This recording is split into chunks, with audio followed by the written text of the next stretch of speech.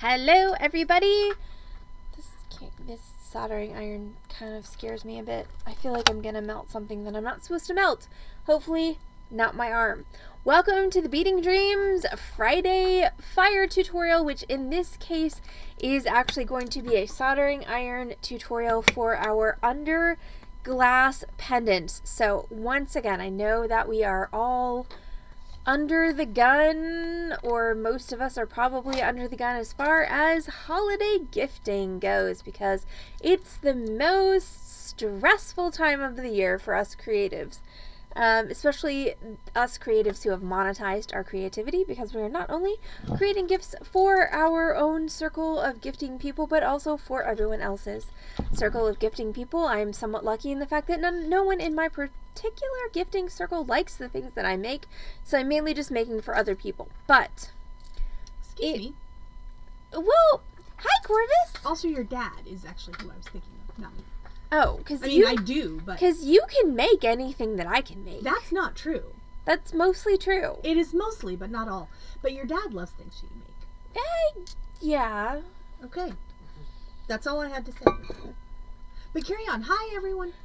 So there's a Heather on the other side of the screen. Screen. She's not on camera tonight because it's not a Heather on camera night, but you can hear her dulcet tones and her commentary. So yes. So most of us are under the gun for gifting, and so if you have the equipment, this is actually a really great gift project. So this is under glass pendants. So I have a couple of examples. I have these two that were made with offcuts of a friend of my mom's. She does watercolors. So if you know somebody who does art and has offcuts and things, this is a great gift because you can literally give them back their own art as a wearable piece. And I guarantee you that's going to be a win-win. This one is made with dried flowers. I forgot all my dried flowers at home, but I know Corvus has plenty of dried flowers. So this one has a backing of stained glass to give it a color behind. I'm going to be using straight clear for tonight's project. I'm going to take a second and address Corvus's question. So Corvus says she is having difficulty designing jewelry for the men in her life. So as far as jewelry for men, what tends to be what I've noticed over my years in the industry is they like interesting but not flashy. So earth tones, black, brown, dark russet, satin finish is really big.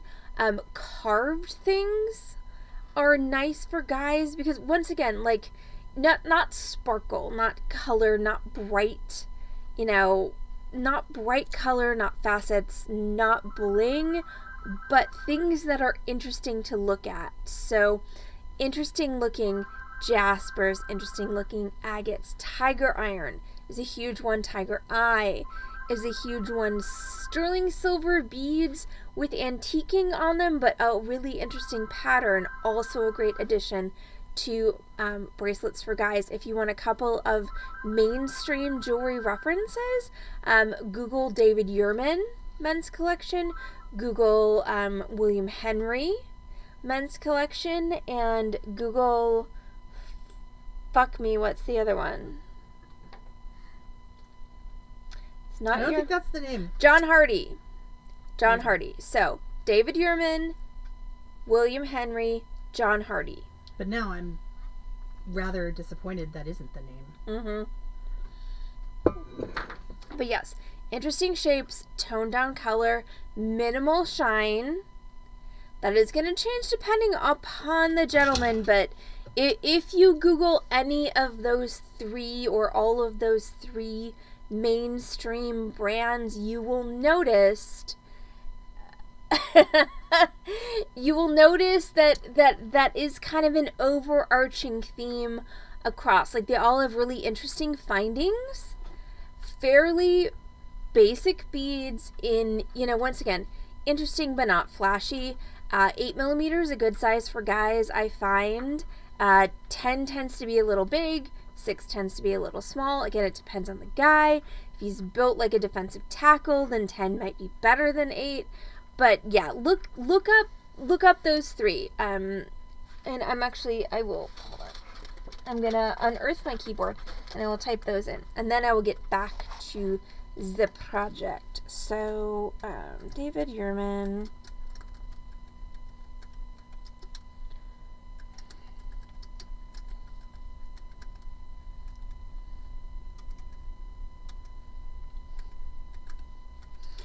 And, huh? Pearls are very trendy for guys right now. Oh, wow. Yeah, that's a thing. Also, William Henry is, they make knives, but they also make jewelry. And yes, Carol's not wrong.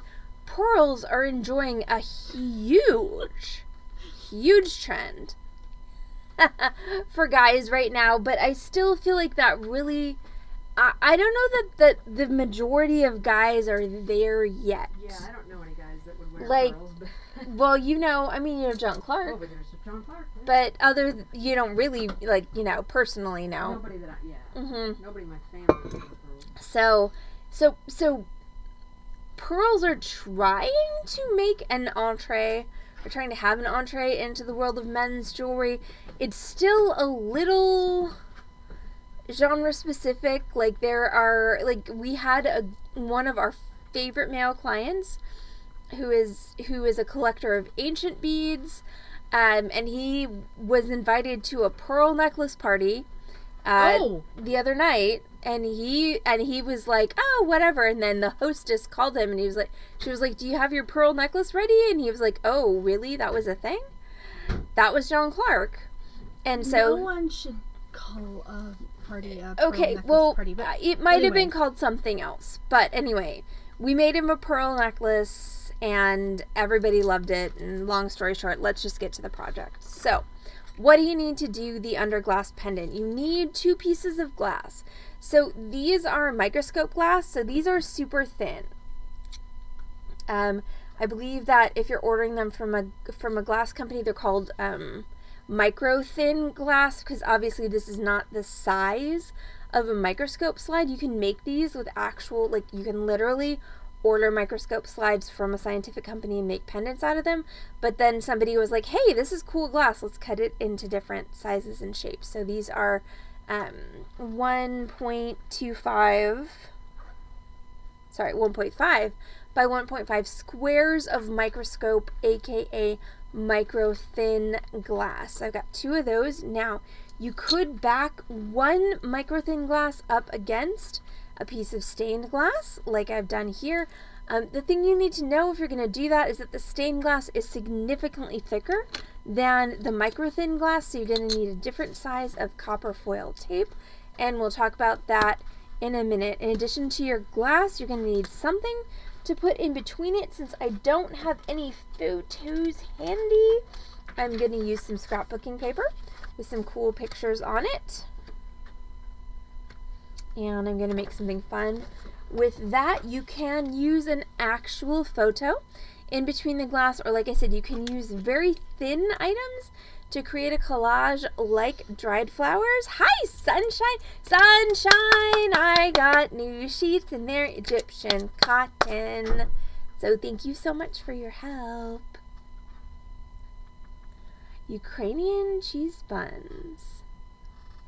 Okay, so I have a funny story about maple butter tarts.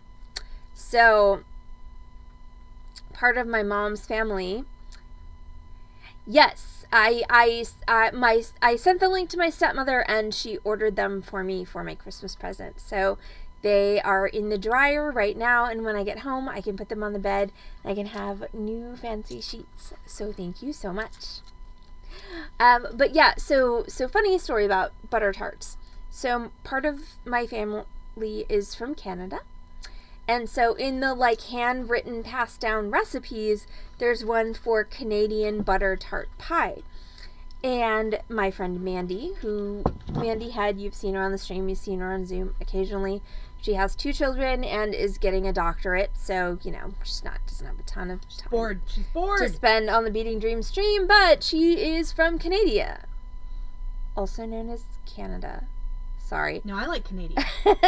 But she's from up by Thunder Bay. But so we were talking one time about Canadian butter tarts, and she was like, you know what we call them in Canada?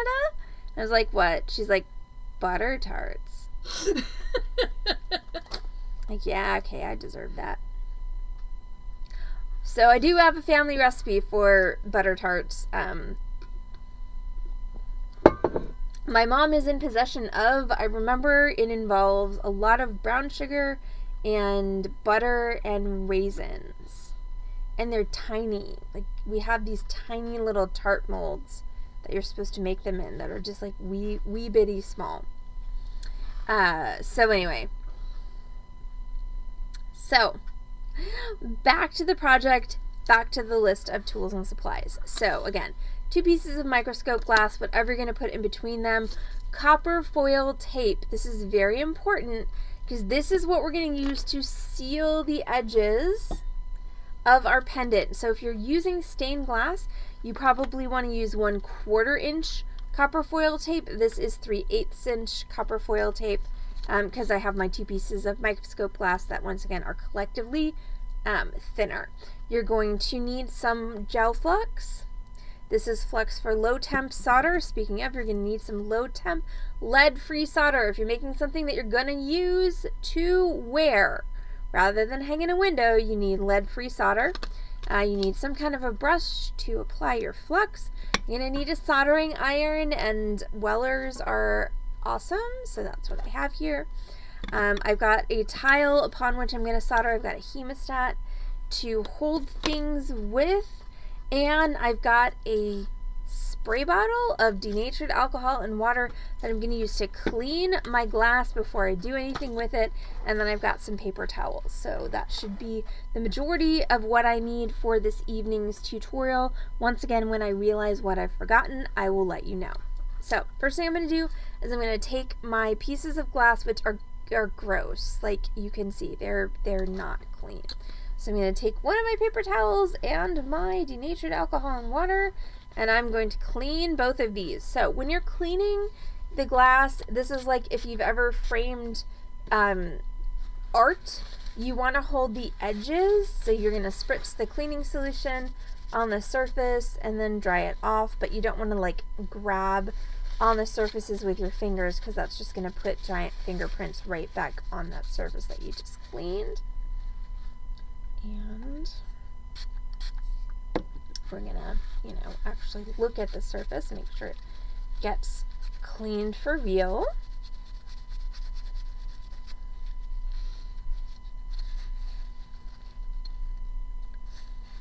And the main important thing, of course, is that you thoroughly and assiduously clean the surface that's going to be on the inside, because once you've got your piece assembled, you can't clean that.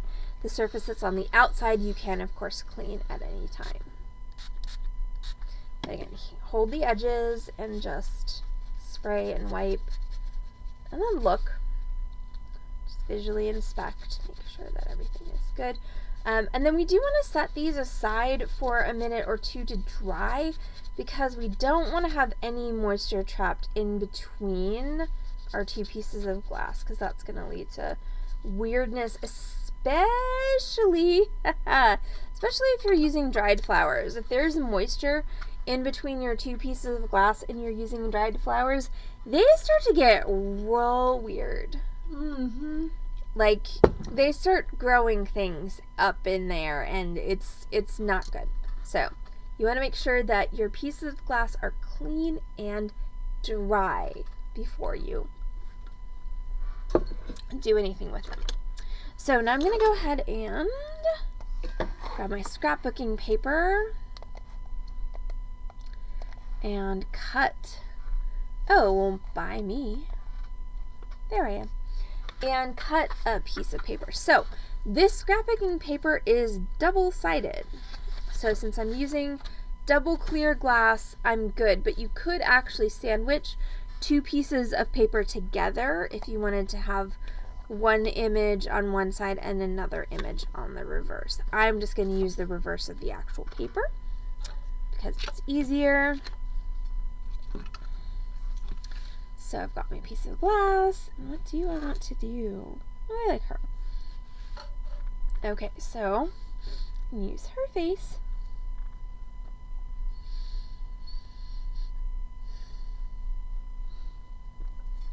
And now I need a pencil. I like mechanical pencils because they're not very wide, so I can get a good trace. If I tried to trace this with a Sharpie, my line would be very fat and I would have to compensate for it.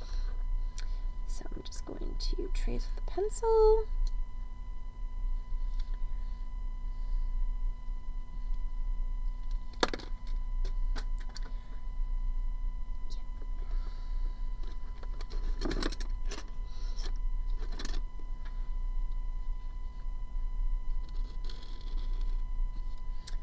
Okay, so now I'm going to take my piece that I've traced and I'm going to cut it out.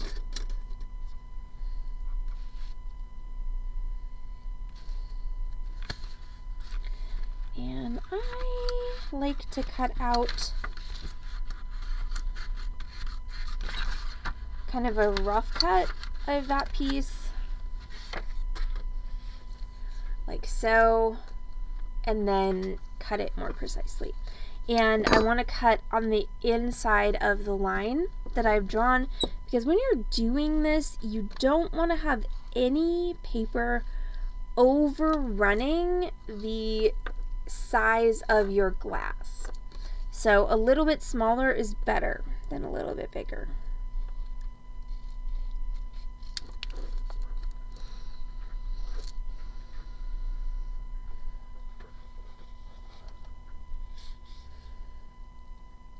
So here's the fun trick. So I broke the lead on my pencil and then I dropped it on the floor.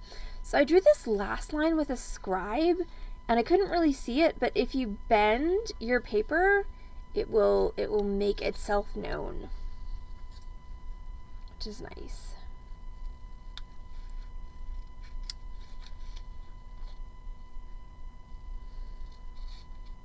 So I will say the thing that like has made me not really want to make Canadian or, you know, just general butter tarts is raisins. Do yours have raisins in them, Lori? Because I am not a fan of raisins, especially in baked goods. There wouldn't be a reason you would have to put raisins in. Well, I mean, they don't the have rest, the chemistry. But the recipe says, just ask my mother if it's okay to deviate from the recipe. Heather. I'm not asking your mother about anything. But as far as whether it'll work or not, raisins are never going to contribute to the chemistry, so... Noted. Okay, well, Lori doesn't put raisins in hers, so I do have authority from an actual Canadian. Like, not fourth generation Canadian. So I feel like possibly Lori could post a recipe that you might enjoy. Don't put raisins in it. Canadian butter tarts, no raisins edition. Okay, so now I've got my piece of paper, which again could be a photo, could be a little collage that you made, could be dried flowers from a meaningful whatever. So that I'm just using, once again, I'm just totally taking advantage of the fact that this is double-sided paper. So now I'm going to grab my copper foil tape. So the way that this works, it totes makes you an expert, because I'm like fourth generation expat Canadian, which makes me, I think, the polar opposite of an expert. So, no, please don't melt my mouse again. That mouse is melted enough. The mouse, this came from the last time I was doing this tutorial, as did this. So, our goal tonight is to We already have souvenirs. no melting of anything and no burning of the flesh.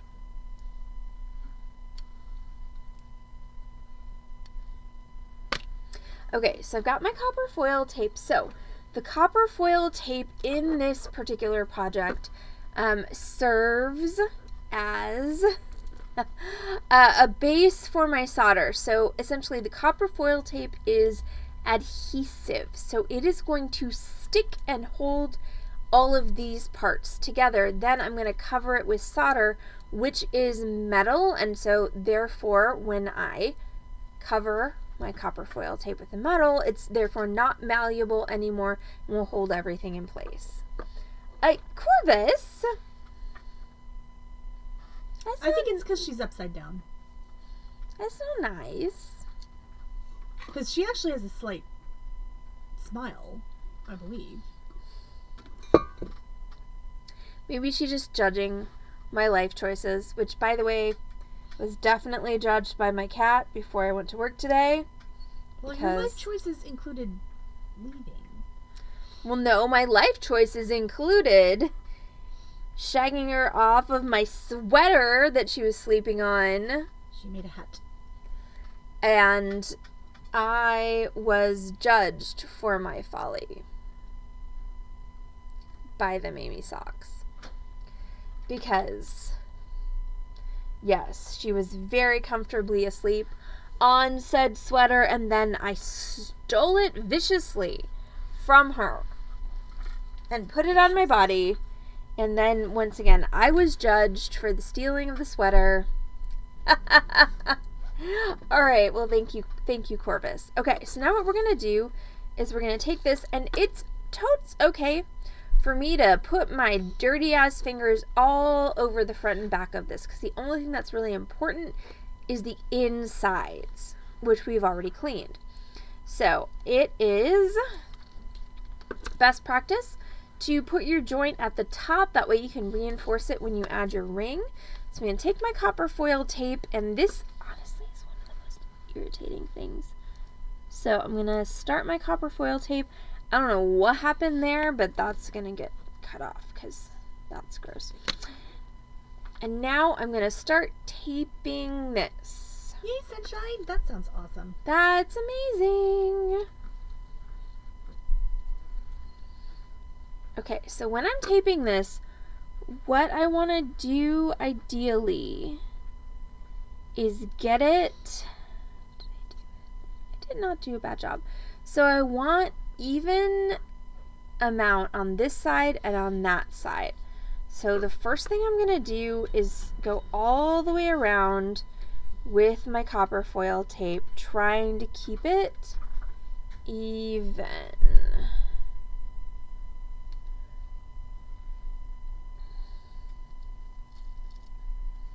I mean, watercolor is also cool, but I'm not gonna, I'm not gonna rag on you for doing beads instead of watercolor.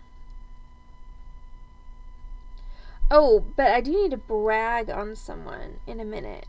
An artist on Etsy. Okay, so I've got all the way around. Go back. And I want minimal overlap. So you don't want a ton of overlap because it's just going to get awkward and weird. So I'm going to snip this off so I have just a little bit of overlap. Where do you find the copper foil tape? Asks Sunshine. And the answer to that is multiple places. Delphi, or Delphi, DELPHI glass, is a really great stained glass supplier, and they have all of the sizes of copper foil tape, but you can also find it on Etsy and on Amazon. So you just want to make sure you get the right size. So again, this is 3/8 of an inch.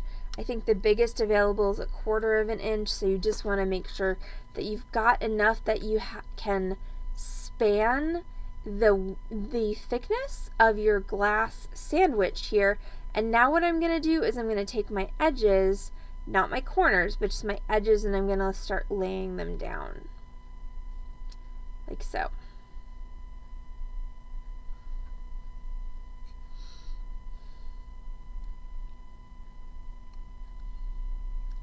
Was there something else I was going to do? I feel like I said I was going to do something else.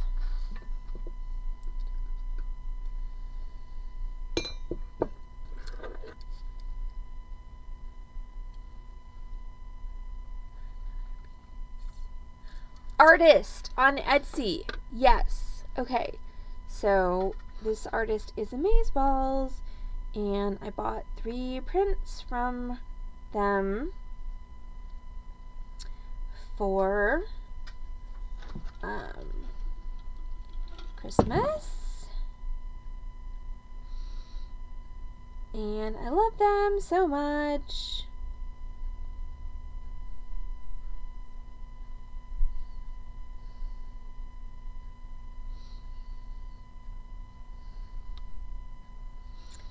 And I feel like people... Why do you make it so hard? I am working on bragging on them now. But why has it got to be so hard?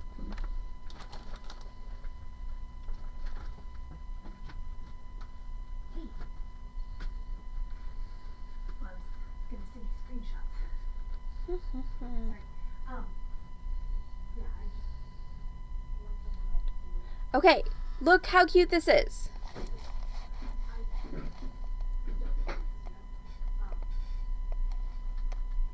Look at this. It's a dancing cat. So, alright, so I need to... Alright, let me see if I can share this to Discord.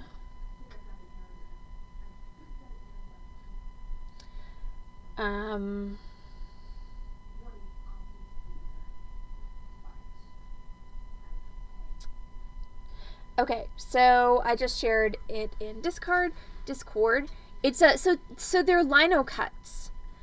So the artist actually cut them from linoleum blocks and then has printed them onto paper. And seriously, she's selling them for $12 a print. I mean, that's not framed or anything, but like, what the what? So the shop name is... no, fall. Sorry, things are falling. But LIM.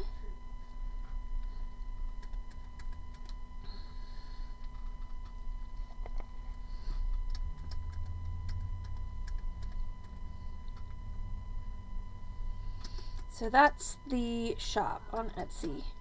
So if you search that, you should find her. And again, they're just... Are you kidding me, Restream Chat?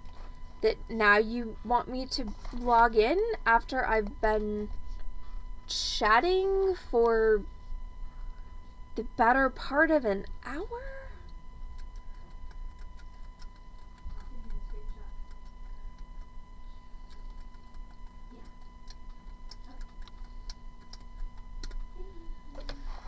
Now I have to find bicycles. Really? What the heck? Promise I'm not a robot.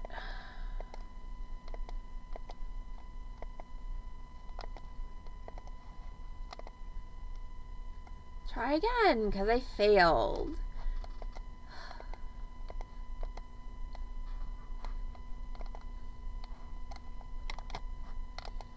I would like to finish this tutorial, please.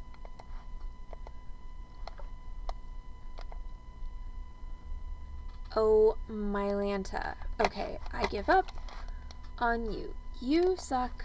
We're using the other thing. Apparently, I am a robot. But yeah, so back to the artist I just recommended. It's, I believe, free shipping, and they're $12 a print, and they are so freaking cute. So I got one for my mom, one for my dad, and one for my stepmom for Christmas. Okay, so back to this project. So, alright, so I taped and I folded down all of the sides. Now I'm going to do the corners. And this is where having a bone folder or a burnisher of some sort, and I actually, you're going to need your bone folder, in a minute, but having a nice little sharp pair of scissors is helpful, because what I'm going to do is I'm actually going to kind of tuck this corner in and then bend it down on top like so I get a fairly clean finish right there, and I'm going to do that with all my corners. So kind of creasing it under and then folding it down, trust me, it makes a huge difference with how it looks.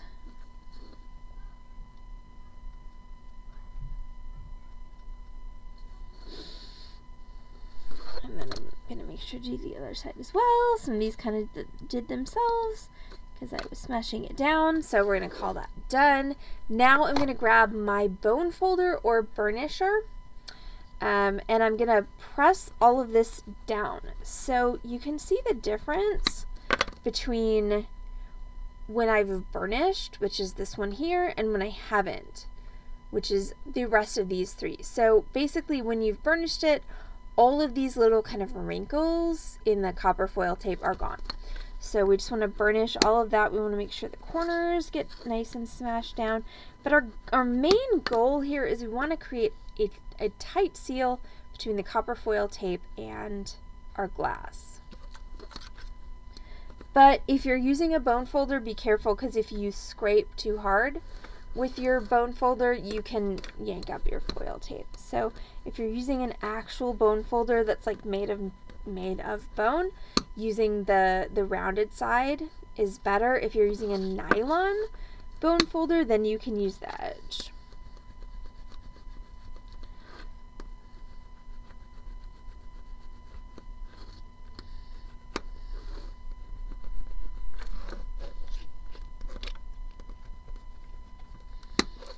And I'm going to tell you from experience, don't push down too hard because you can crack this microscope glass very easily.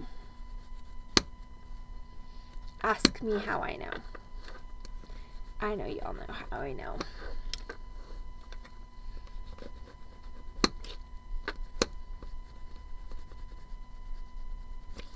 And we do want to just go around the edge as well.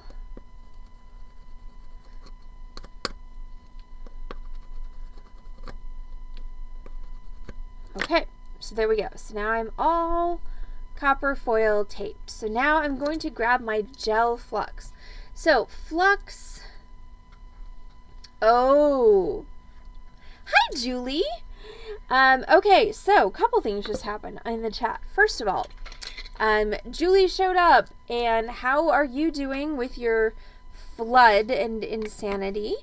And Sunshine said, this is so satisfying. I agree. The burnishing part is super fun and satisfying. And then Corvus said this reminds her of electroplating. And can I show you guys that? And the answer is nope, I cannot, because I do not have the equipment, and I do not have the money to buy the equipment because it's very expensive. So electroplating or electroforming is a completely different sort of, and what I'm doing right now is I'm just painting the flux all over my copper foil tape. So when you are electroplating or electroforming, what you have is you have something that is non-conductive, like a piece of glass or stone.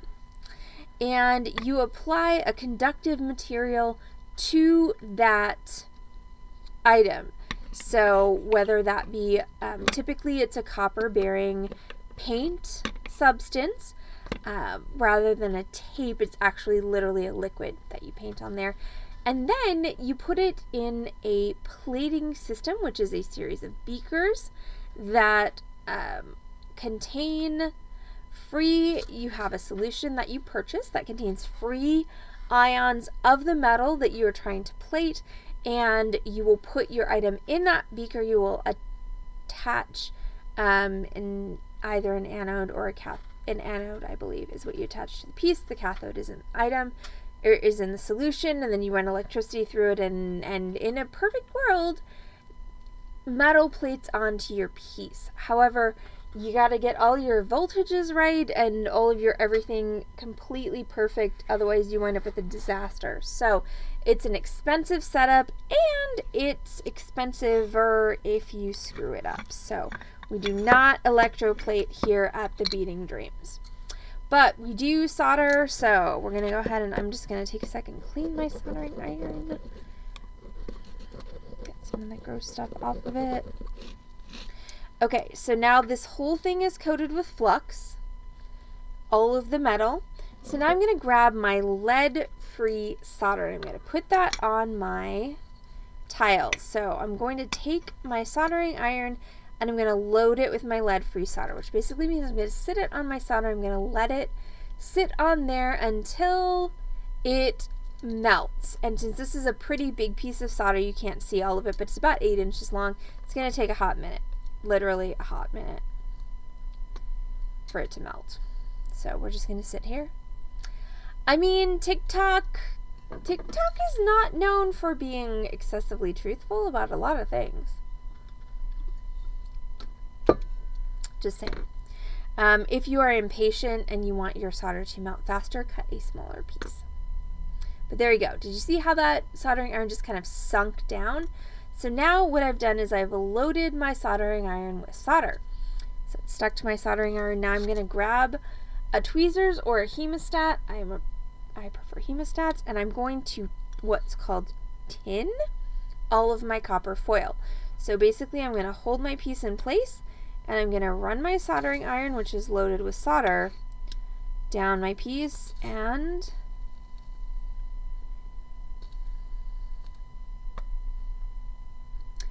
what I'm going to do during the tinning process is I'm going to coat my copper foil with solder. I know, I'm not going to burn myself. My goal tonight is not to burn myself. Okay, so there we go. So I've tinned that side. I'm going to rotate. I'm going to tin this side.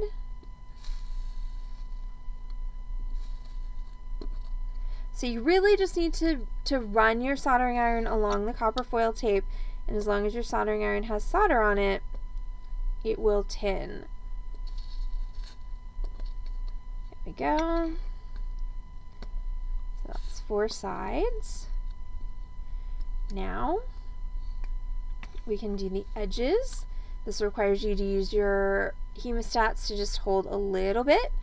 And just tin, rotate, tin, rotate, tin, rotate, tin, and then I'm going to go to the last side and I'm going to load up a little bit more solder.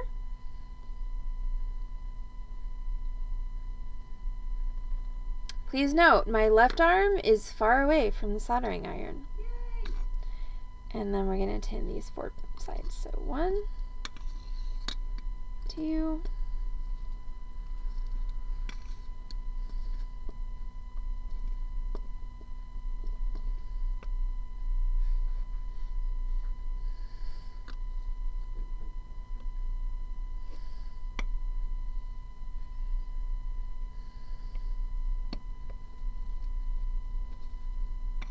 3.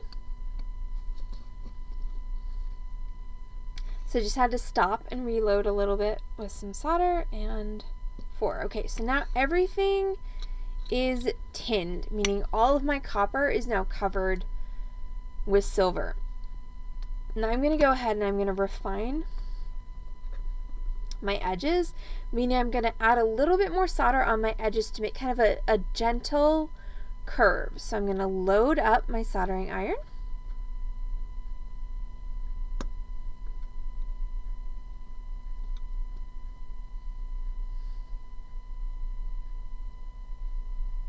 And again, when you're holding this hemostat, don't get overzealous, because you can crack this glass. Again, it's not super easy, but it's easier than you would think. So now to add my little kind of pillow of solder on here, I'm just gonna take my loaded soldering iron, which has solder on it, and I'm just gonna go tap, and move, tap. So I'm tapping and I'm holding for about a count of 5 and tap and move. So what this has done is you can see instead of the really kind of rough edge of the tinning, now I have a nice kind of rounded edge. So I'm just gonna take this and rotate it. And I've got plenty of solder still on my iron, so I'm just gonna tap and move and tap and move and tap and move and tap and move and then rotate it. Now bear in mind that you don't want to rotate it till your solder has solidified, because otherwise it's gonna make drips, because this is the nature of molten metal, is it will yield to gravity. Okay, so you want to make sure it's solid before you turn it round. Again, tap, move, tap,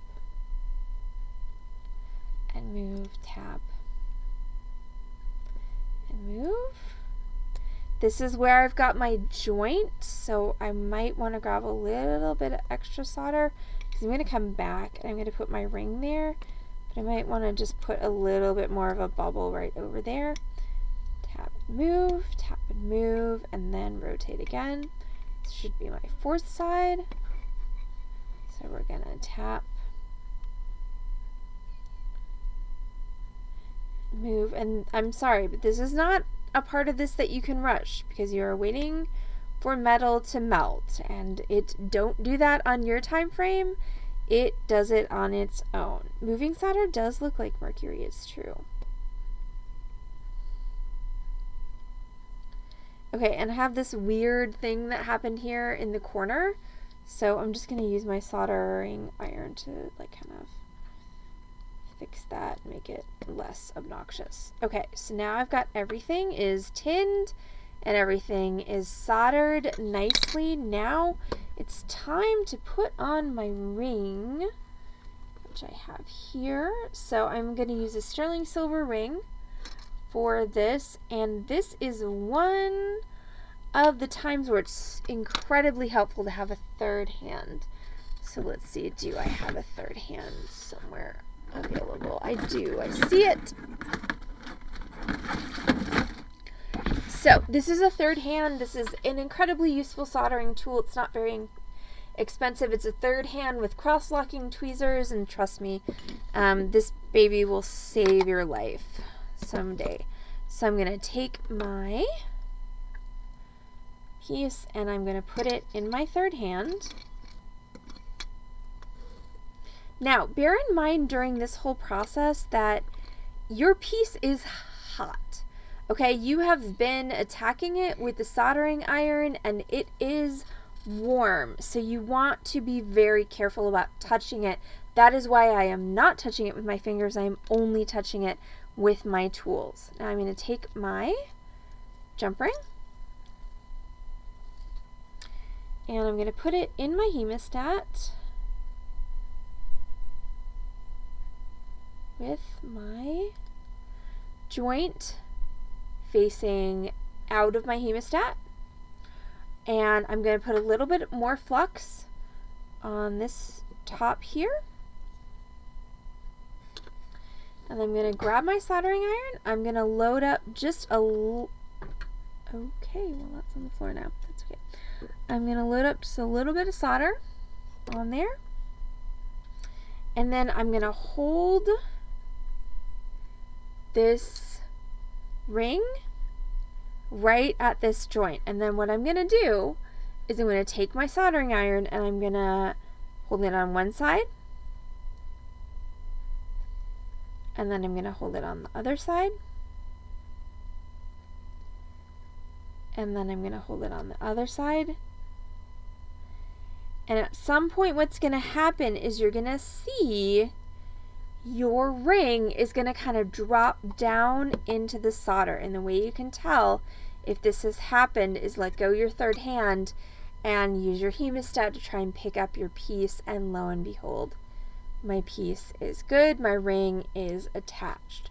So I have finished my soldering for this particular project. That means that I can go ahead and I can unplug my soldering iron, because once again, soldering irons, very, very hot. Make big burns. So unplug your soldering iron. You can use your cleaning block to clean it off before you put it up. But the most important thing, if you're done using it, is turn it off, because at least myself personally, I have a tendency to think, oh, I'm done with it, therefore it's not hot anymore. But if you didn't unplug it, guess what? That is not true. Give your piece a minute to cool before you try and do anything else with it. Well, that's actually not true, Corvus, because here's the thing. This is an interesting thing that I got from my father, who was a line cook and is still a hobbyist chef, is since we are both right-handed, all of the crap is all in our left arm / hand, except for this one where I was going for my curling iron. But anyway, but yay. No. Okay, fine, Corvus. Not enough arms. No more burns. Not enough arms. I hear you. Now, the other reason that we want to make sure that this is nice and cool and that everything is off is because this in here is denatured alcohol and water. Denatured alcohol is also cooking stove fuel. So we want to make sure that there are no open flames or excessive sources of heat. So now that I have this that I can touch without hurting myself, I'm going to just spray that with denatured alcohol and grab another, not Kleenex, paper towel is the word I'm looking for, and I'm just going to clean all that flux off. So the flux is going to, it's going to be goopy, it's going to get all over everything. That's totally fine, because its purpose is to protect everything so that the solder flows. But once you... How is that, Corvus, since I'm pretty sure you are young enough to be my daughter? How are you Mexican momming me? So we're just going to clean up all the goop. And then if you've got dulse, which I don't, I had a very good soldering experience tonight, so I do not have goop on my solder, but if I do, just some steel wool on the edge, and that will help shine that up. But that is, look at that. See, that's our underglass pendant. So again, that could be a photograph of a family member. That could be a oh my gosh, I'm sorry, Corvus totally needs the drone chancla, the chancla drone. She will send it and just pelt me with all of the chancla. So yeah, so there we go. That could be a photo, that could be a collage, that could be a could be a dried flower or whatever. And so you can get this microscope glass in various different sizes. Delphi glass, again, DELPHI, is a really great supplier for that. So this could be a pendant, or it could be a holiday ornament. So again, as far as those of us who are panicking in the face of the upcoming holiday that starts with a C, this is a really fun.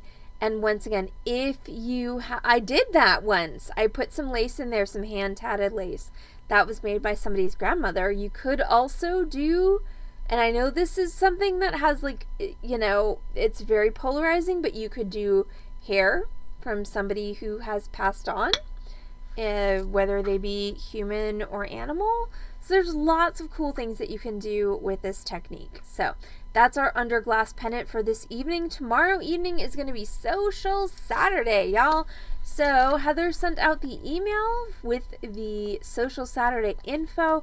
If you did not get that email, go ahead and email us, beadingdreamsdallas@gmail.com. We'll make sure you get a resend of that, and we will be on Zoom tomorrow night at 6 p.m. to 8 p.m. Working, chatting, talking. So yes, thank you. Oh, I don't know if is there a prompt for that, Corvus? I don't think there is. beadingdreamsdallas@gmail.com. Good to know. So, yes. So if you want to Zoom with us tomorrow, 6 p.m. Central Time, we'll be on Zoom. We'll be there till about 8. Come when you want, leave when you want.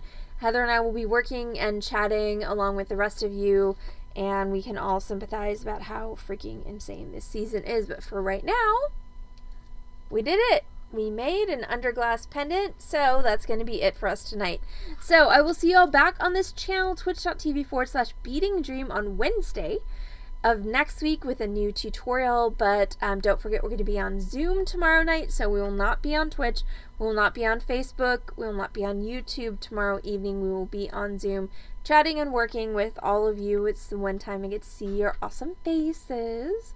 And then next week we'll be back with our pre-Christmas panic week of tutorials and sales. So everyone have a great night, and hopefully I will see each and every one of your beautiful faces tomorrow. So thank you all so much, and we'll see you soon. Bye!